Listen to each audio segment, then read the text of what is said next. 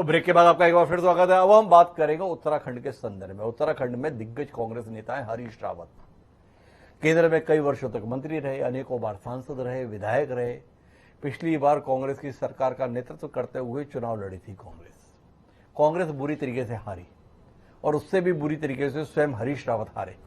मुख्यमंत्री रहते हुए दो विधानसभा क्षेत्रों से उन्होंने चुनाव लड़ा और दोनों जगह पराजय का सामना किया, लेकिन एक बार फिर उनके अंदर मुख्यमंत्री बनने की हसरत है। लेकिन स्थानीय स्तर पर पार्टी में लोग विकल्प भी ढूंढ रहे हैं, चाहे वहां के प्रदेशाध्यक्ष हैं, चाहे नेता प्रतिपक्ष हैं, सब अपनी नई संभावनाओं को देख रहे हैं। हरीश रावत इससे हलाकान है। कभी वो पंजाब के प्रभारी रहा करते थे, अचानक उन्होंने आज ट्वीट किया जिसके तक उन्होंने बताया कि चुनाव में हमें तैरने के लिए कहा गया है और संगठन के जो तमाम लोग हैं वो हाथ पैर बांध दे रहे हैं, मगरमच्छ छोड़ रखे हैं। मन करता है कि हरीश रावत बहुत हो गया, विश्राम किया जाए। 2 ट्वीट उन्होंने यहां तक किए और तीसरे में अपनी इच्छा को फिर जाहिर किया। फिर मन में विचार आता है, न दैन्यम न पलायनम।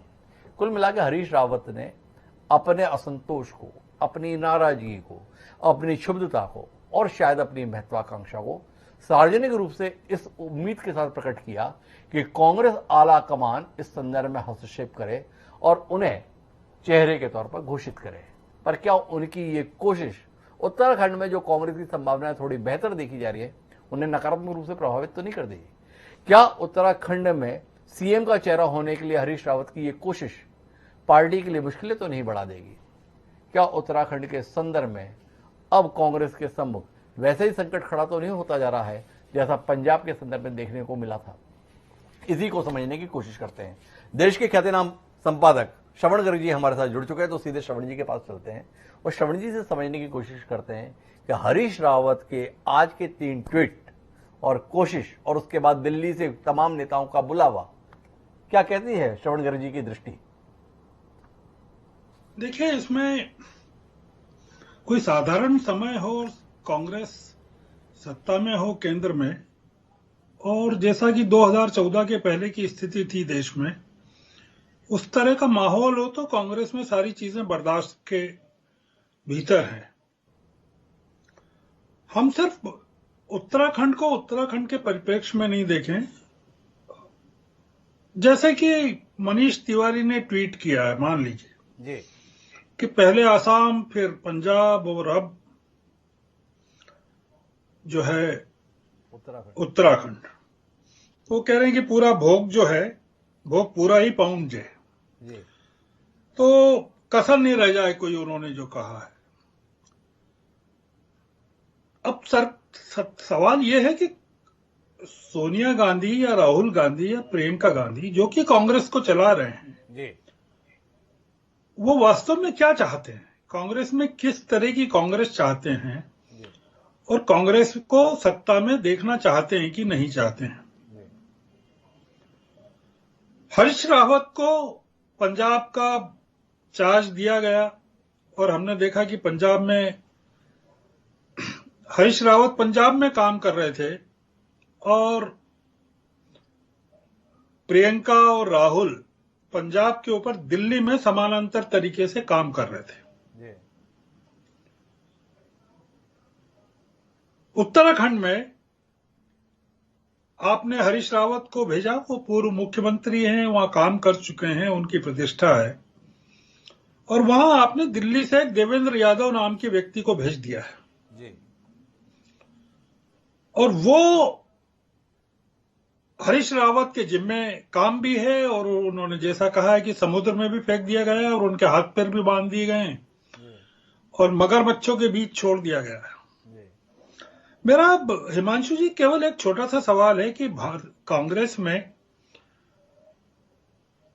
ये स्थिति क्यों होना चाहिए? हम भारतीय जनता पार्टी में तो इस तरह की किसी स्थिति की कल्पना इसलिए नहीं कर सकते कि वहां इस तरह का कोई ट्वीट भी नहीं कर सकता और वहां जिस तरह से लोगों को ट्रीट किया जाता है वो भी सबको पता है कि असंतुष्टों के लिए मार्गदर्शक मंडल है और उनके लिए कहीं जगह नहीं है। पर कांग्रेस में ये स्थिति क्यों है जबकि कांग्रेस इतने संकट में है? गोवा में आपने देखा कि पूरी की पूरी कांग्रेस छोड़ के चली गई, पूरी की पूरी। अब शायद कांग्रेस में 2 लोग बचे हैं। उत्तराखंड में आप देख रहे हैं किस तरह से, मतलब उत्तराखंड में जो भारतीय जनता पार्टी की सरकार बनी वो कांग्रेस के लोगों से बनी थी जी। और आज जब कांग्रेस की फिर से सत्ता में आने की स्थिति है तो कांग्रेस कह रही है कि हमको सत्ता में नहीं आना, भारतीय जनता पार्टी को आने दीजिए। तो मैं इसमें हरीश रावत की कोई मतलब महत्वाकांक्षाओं की गलती नहीं मानता हूं। अगर वैसा है जी। आपका मानना है जी। तो फिर आपको अमरिंदर सिंह के बारे में भी उसी तरह से बात करना चाहिए कि उन्होंने भी जिस तरह से किया पंजाब में कि परिवर्तन को स्वीकार नहीं किया और एक नई पार्टी स्वीकार कर ली, और सिद्धू के साथ पहले दिन से उनका संघर्ष चलता रहा जी। और दिल्ली दरबार जी। की नजरों के सामने वो पूरी चीजें होती रही। जी। तो आप इसको क्या कहेंगे? मतलब इसको हरीश रावत की जैसा आप बता रहे हैं महत्वाकांक्षाएं हैं और वो मुख्यमंत्री पद के लिए अपने आप को मुख्यमंत्री पद की जिम्मेदारी से हटाना नहीं चाहते हैं, तो क्या इसको आप गलत मानते हैं कि आप मानते हैं कि ऐसा नहीं होना चाहिए पार्टी में? क्या मानते गलत मानते हैं? ये उनका श्रवण जी का सवाल है कि क्या मैं ऐसा मानता हूं। सवाल मेरे मानने का नहीं, कांग्रेस पार्टी किस रूप में मान रही है। हरीश रावत इतने बड़े नेता हैं, चुनाव सर पर है और नेता अंतर्द्वंद में उलझे हैं। प्रीतम सिंह रावत जो नेता प्रतिपक्ष की भूमिका में कुछ समय पहले प्रदेश अध्यक्ष थे, ऐन चुनाव से पहले उनकी भूमिका बदल दी गई। 1993 से लगातार विधायक चुने जा रहे हैं। इस बार वो अपने लिए भी संभावनाएं देख रहे हैं। हरक सिंह रावत जैसे तमाम नेता पार्टी छोड़कर हरीश रावत के कारण ही गए थे, क्योंकि वो भी मुख्यमंत्री बनना चाहते थे। तो कुल मिला के कांग्रेस करेगी क्या, ये जानने में दिलचस्पी है। मथुरा दास दत्त जोशी जी हमारे साथ जुड़े हैं, प्रदेश महामंत्री हैं उत्तराखंड कांग्रेस के। उनसे समझने की कोशिश करते हैं। ऐसी विचित्र स्थिति में कांग्रेस दिखाई दे रही है।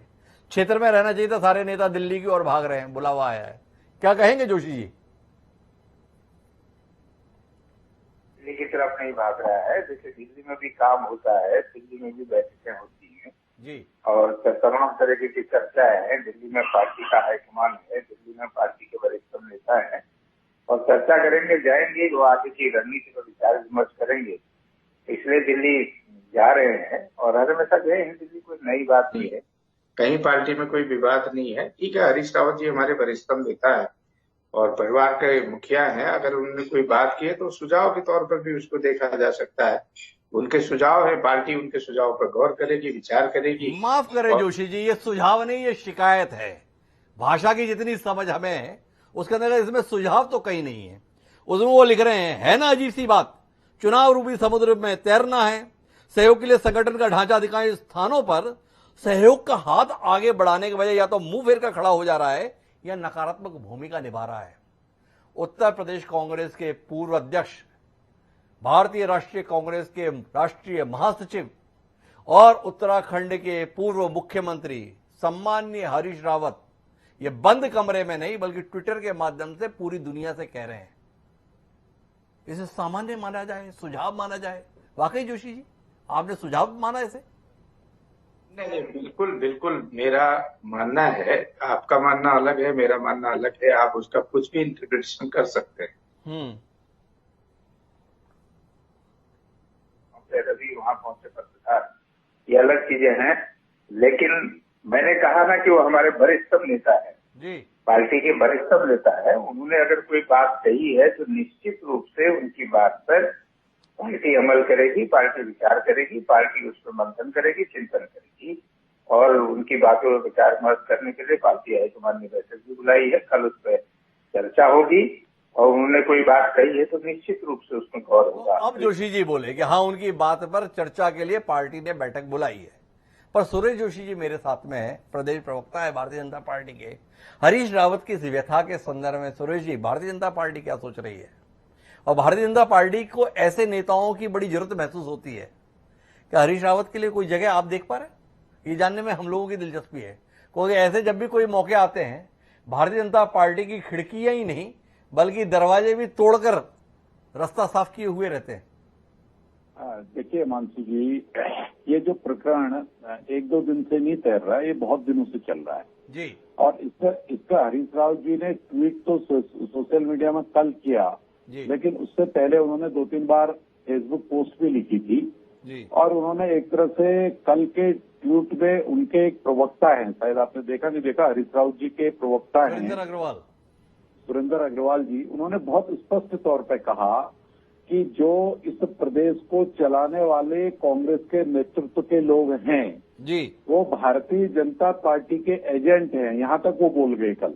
मैं 2-3 चैनल में उनके साथ बहस पे भी था जी। और सुरेंद्र अग्रवाल जी हरीश रावत जी की नाक कान आंख समझे जाते हैं जी। और आज हरीश रावत जी सुबह से घर पे थे, 2-2:30 बजे जब वो बाहर आए, पत्रकारों ने उनसे प्रश्न पूछा तो आज भी उन्होंने कहा कि मैंने ट्वीट पे कुछ भी गलत नहीं लिखा है, मैंने सारी चीजें सही लिखी हैं, ये मेरी वेदना है। अगर आपके संपादक वो वहां के आपके एंकर्स अगर आज कोई गए होंगे उनके पास, आज भी उन्होंने ये बोला जी। अब देखिए, ये सारे प्रकरणों से ये बड़ा स्पष्ट होता है कि कांग्रेस के अंदर इस समय बहुत बड़ी कला है, बहुत बड़ी फूट है और कांग्रेस एक और विभाजन की ओर दिख रही है। अब होगा नहीं होगा मैं नहीं कह सकता, लेकिन क्योंकि अगर हम आज चर्चा कर रहे हैं तो हरीश रावत जी एक बड़े नेता हैं और आज मैं देख रहा था, भी रेटिंग देख रहा था कि उनकी जो टीवी चैनल से में भी आज पूरे दिन की रेटिंग है, 4-5वें नंबर में घूम रहे हैं देश के अंदर। तो इसलिए मैं ये कह सकता हूं कि भाई उस नेता को जो इस तरह के ट्वीट कर रहे हैं, अब कांग्रेस ने कल बुलाया है दिल्ली में, आदरणीय मथुरा जी ने भी इस बात को एक्सेप्ट किया कि कांग्रेस बुला रही है, तो ये एक तरह से उनके परिवार का मामला है। मैं तो सिर्फ इतना कह रहा था कि जो सुरेंद्र अग्रवाल जी ने का प्रश्न खड़ा किया कि भारतीय जनता पार्टी के एजेंट हैं, मुझे याद आ रही है कि जो 23 लोगों ने दिल्ली में एक बार सोनिया जी और राहुल जी के उस पर मीटिंग बुलाई थी, उन्होंने कहा था, तब राहुल जी ने भी यही कहा था कि जिसको कांग्रेस से जाना है चले जाओ, ये भारतीय जनता पार्टी के एजेंट मुझे कांग्रेस में नहीं चाहिए, ये उन्होंने बोला था। अब कल वो क्या कहेंगे, कल अगर उस वाक्य को वो दोहराएंगे, क्योंकि हरीश रावत जी ने अपने केंद्रीय नेतृत्व को खुली चुनौती दी है इस ट्वीट के माध्यम से और सुरेंद्र अग्रवाल जी के विवर्जन के माध्यम से। अब कल का दिन जो है बड़ा महत्वपूर्ण होगा। आपकी पूरी बात में सुरेंद्र अग्रवाल बड़े महत्वपूर्ण है। सुरेंद्र अग्रवाल जी ने ऐसा कहा है, सुरेंद्र अग्रवाल जी ने ऐसा बताया है। मेरी जानने में दिलचस्पी है कि सुरेंद्र अग्रवाल जी का कहा हुआ अक्षरशः सत्य है, ऐसा आपकी मान्यता है? तो जानने में दिलचस्पी है वाकई आपने भारतीय जनता पार्टी ने कुछ एजेंट छोड़ रखे हैं कांग्रेस में? आप इस बात को भी मानते हैं क्योंकि सुरेंद्र अग्रवाल की बात में बहुत भरोसा करना चाहते हैं आप? नहीं, हम तो देखो किसी की बात पर भरोसा नहीं करते। हिमांशु जी देखिए है क्या कि ये पूरा उत्तराखंड जानता है, कांग्रेस के सारे मित्र भी जानते हैं कि सुरेंद्र जी और हरीश रावत जी नाक कान आंख हैं एक तरह से, आप ये कह सकते हो। तो अगर वो टीवी चैनल पर आ रहे हैं और उनको इस बात को बोले हुए 24 घंटे से अधिक हो गया है, लेकिन अभी तक कांग्रेस ने उसमें कोई प्रतिक्रिया नहीं दी। अगर सुरेंद्र अग्रवाल जी की बात पे वजन नहीं है तो गोदियाल जी ने उसमें कहना चाहिए था कि सुरेंद्र अग्रवाल को तुरंत पार्टी से निष्कासित करो, क्यों नहीं कहा गया? सबसे बड़ा प्रश्न तो ये खड़ा होता है। मैं तो ये बतलाना चाह रहा हूं कि क्या कांग्रेस इतनी कमजोर हो गई कि कांग्रेस के जो लोग प्रदेशों में प्रभारी बनाए जा रहे हैं, कांग्रेस संगठन को चला रहे हैं, वो भारतीय जनता पार्टी के एजेंट हिमांशु जी कैसे हो सकते हैं? ये तो संभव ही नहीं है। ये तो संभव ही नहीं है। सूर्य जोशी जी इतना कहना चाहते हैं, उनके लिए आनंद के क्षण है। वो जो भारतीय जनता पार्टी पिछले 6-8 महीने से अपने अंतर्द्वंद से गुजर रही थी, वो अब कांग्रेस के इस द्वंद को देखकर आनंदित है। मथुरा जोशी जी को हस्तक्षेप करना चाह रहे थे जब सूर्य जोशी जी अपनी बात कर रहे थे। एक बार उनका हस्तक्षेप सुनते हैं, फिर वापस श्रवण जी के पास चलते हैं। जी मथुरा जी। देखिए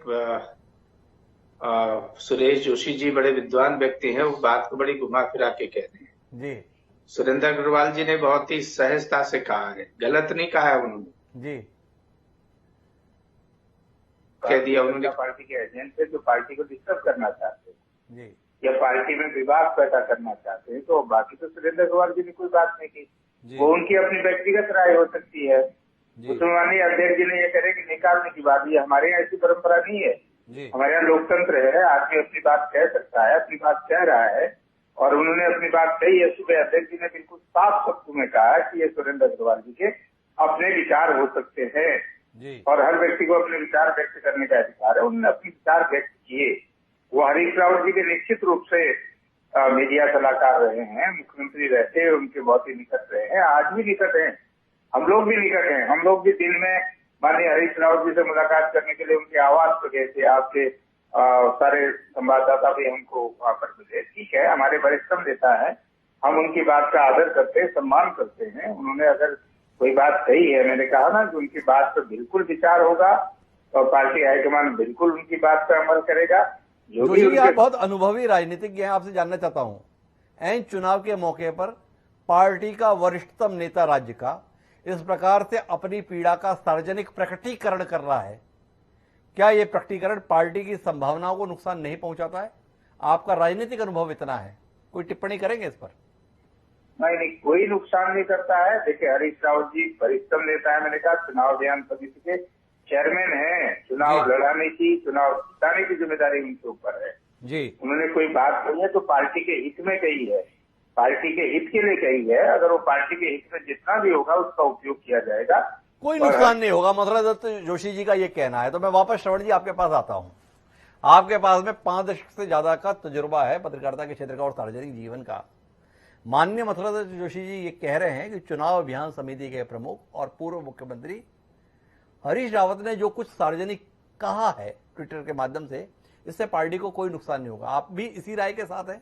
इससे पार्टी का कोई नुकसान नहीं होता है, ऐसी बातें होती रहनी चाहिए, ऐसी बातों से ही पार्टी मजबूत होती है।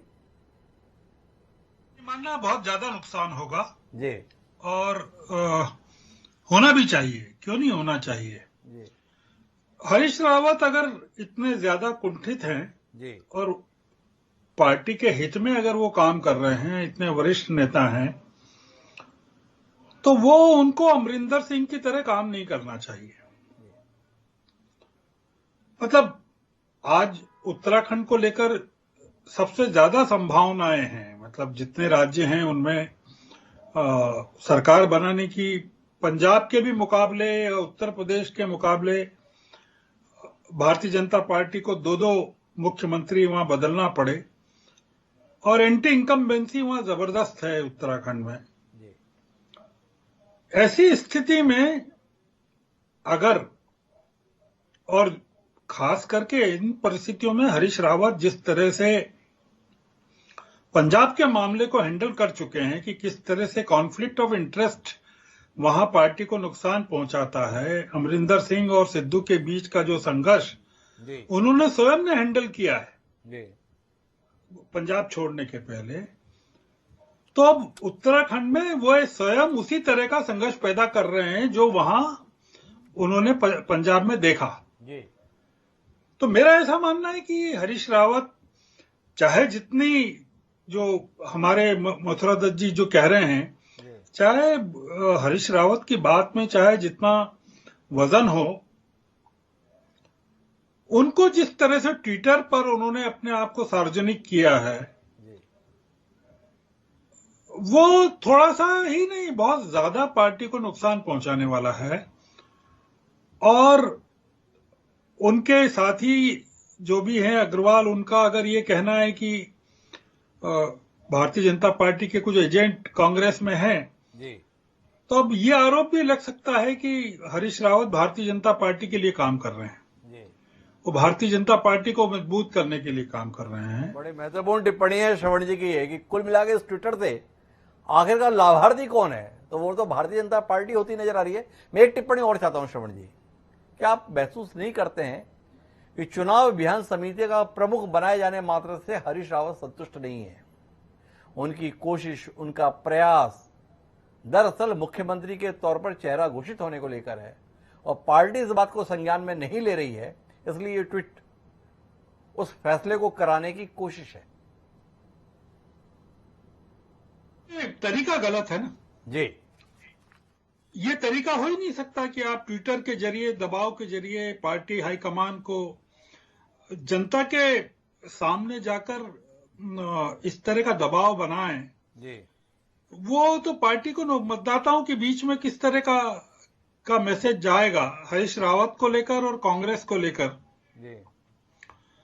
और सवाल इस चीज का है, और सवाल ये भी है कि जो कांग्रेस है, राहुल गांधी हो या सोनिया गांधी देख रही हैं वो किस तरह से हैंडल कर रही हैं चीजों को, कि एक के बाद एक राज्य में इस तरह से विद्रोह हो रहा है, तो क्यों हो रहा है? मतलब एक तरफ तो प्रियंका गांधी मैदान की लड़ाई लड़ रही है उत्तर प्रदेश में और राहुल गांधी भी लगे हुए हैं, और दूसरी तरफ उत्तराखंड में इस तरह का संघर्ष पैदा हो रहा है, पंजाब में इस तरह का संघर्ष पैदा हो रहा है। तो क्या कारण है कि ये कांग्रेस संभाल नहीं पा रही है अपने क्या कारण है कि कांग्रेस संभाल नहीं पा रही है? और कुल मिला के ये तरीका तो गलत है। श्रवण जी स्पष्ट राय के साथ है। तो मैं अब वापस आता हूं सूर्य जोशी जी आपके पास। कांग्रेस का अंतर्द्वंद सार्वजनिक हो रहा है, लेकिन इससे पहले भारतीय जनता पार्टी का अंतर्द्वंद भी सार्वजनिक हो रखा है। राष्ट्रीय स्तर पर आपकी सरकार 3-3 बार खारिज होती हुई महसूस हुई। त्रिवेंद्र सिंह रावत हटाए गए, हरक सिंह रावत हटाए गए, पुष्कर धामी लाए गए। आपसे जानना चाहते हैं क्या अब आपकी पार्टी की संभावना कुछ बेहतर हो रही है कांग्रेस की इस बदहवासी को देखकर, कांग्रेस के अंतर्द्वंद को देखकर? क्या वो आपके संदर्भ में कोई उम्मीद रखें? अन्यथा राजनीतिक प्रेक्षक मान रहे हैं 5 राज्यों में कांग्रेस की सबसे बेहतर संभावना है उत्तराखंड में।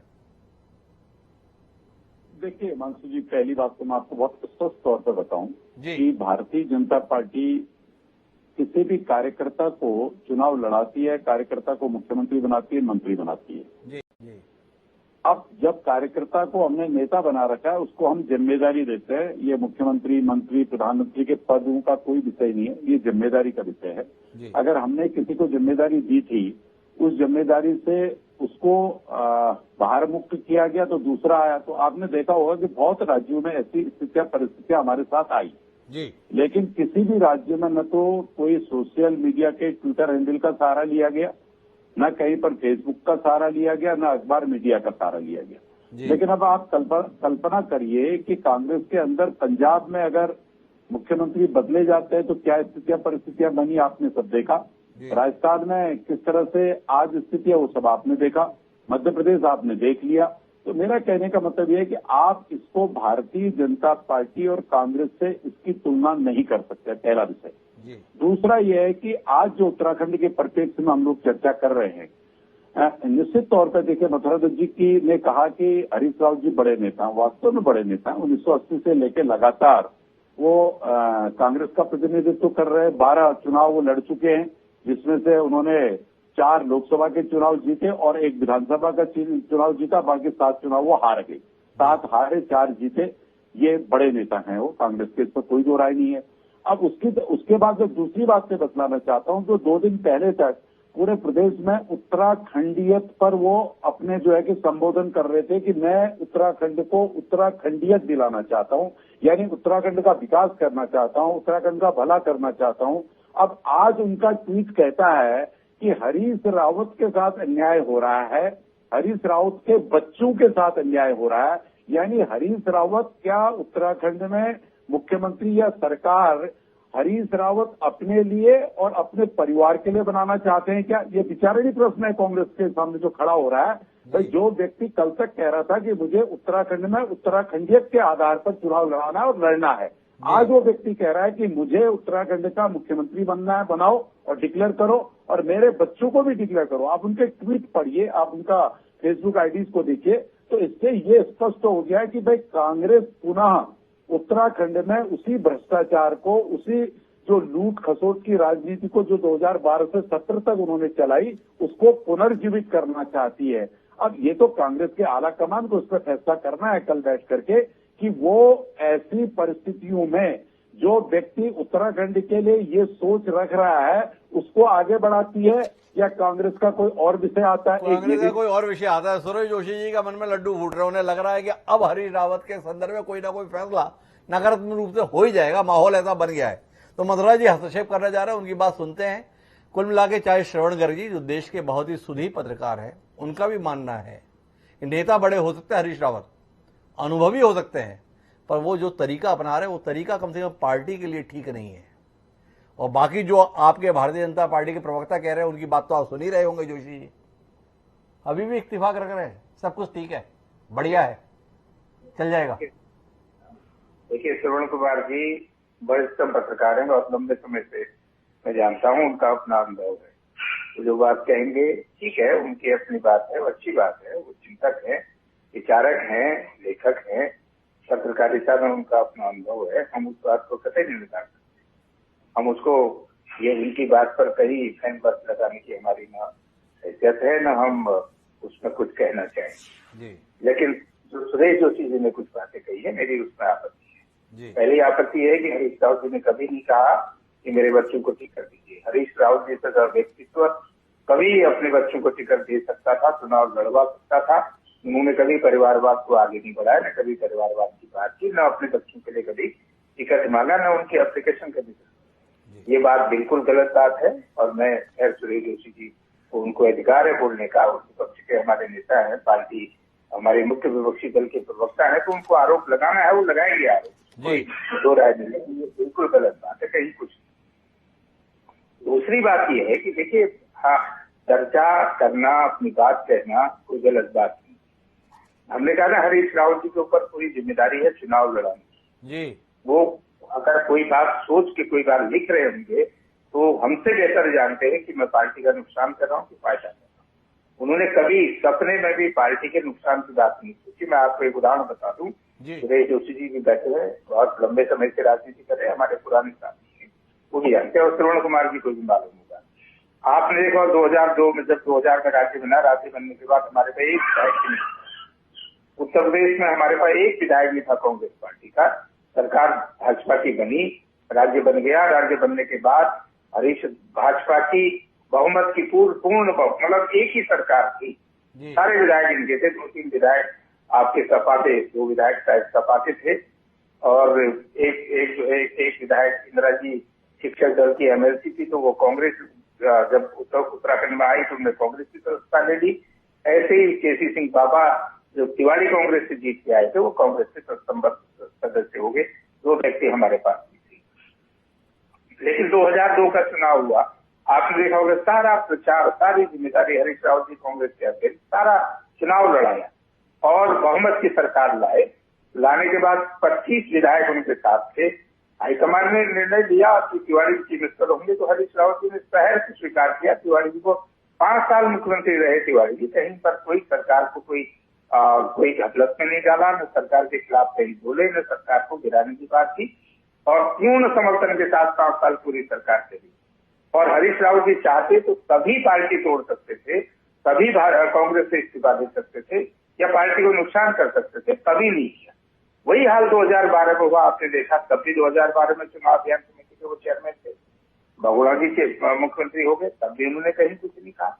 तो वो ठीक है, पार्टी में अपनी बात कहना ही गलत। जोशी जी, मेरे पास समय सीमित है, एक सवाल करना चाहता हूं कि कांग्रेस पार्टी के इतने समर्पित सिपाही और सेनापति रहे हरीश रावत, एक सीट नहीं थी, 2002 में प्रदेशाध्यक्ष बनाए गए, उनके नेतृत्व में चुनाव हुआ, स्पष्ट बहुमत की सरकार बनी।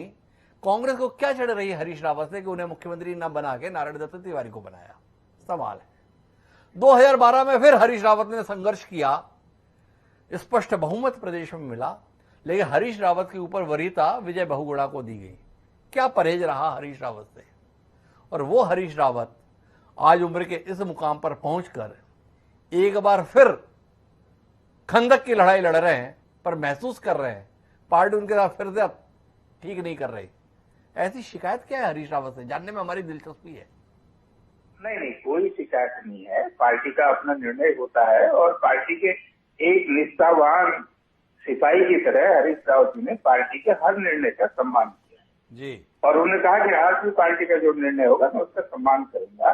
ठीक है, आप पार्टी में बोलने की आजादी है, उसमें कौन सी बड़ी बात है? जोशी जी कह रहे हैं बोलने की आजादी है, कौन सी बड़ी बात है? लेकिन बड़ी बात है जोशी जी, बड़ी बात यह है कि आपके सबसे बड़े नेता का सार्वजनिक रूप से असंतोष का यह प्रकटीकरण कहीं ना कहीं आम कार्यकर्ता को भेदता है और जनता के बीच में असमंजस पैदा करता है, और साथ ही आपके प्रमुख प्रतिद्वंदी भारतीय जनता पार्टी के खेमे में प्रसन्नता का दौर पैदा करता है।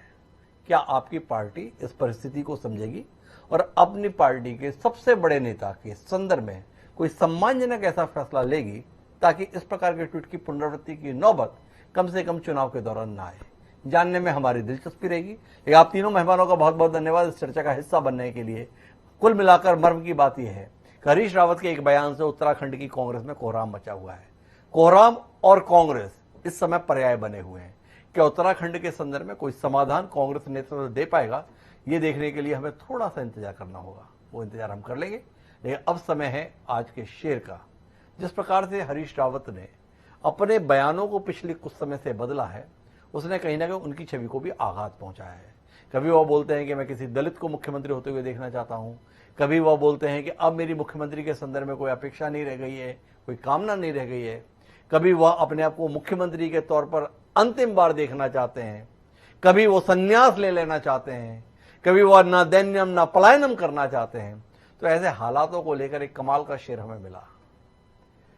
वो शेर ये कहता है कि हर आदमी में होते हैं 10-20 आदमी, कि हर आदमी में होते हैं 10-20 आदमी, जिसको भी देखना बड़े गौर से देखना। निदा फाजली ने ये शेर किसके लिए लिखा था हमें पता नहीं, पर इन दोनों हरीश रावत को उत्तराखंड में लोग बड़े गौर से देख रहे हैं। देखें उसका निष्कर्ष क्या निकल के आता है। बहरहाल अब मुझे दीजिए, कल फिर मिलेंगे नए विषयों के साथ। तब तक के लिए सादा पढ़ो।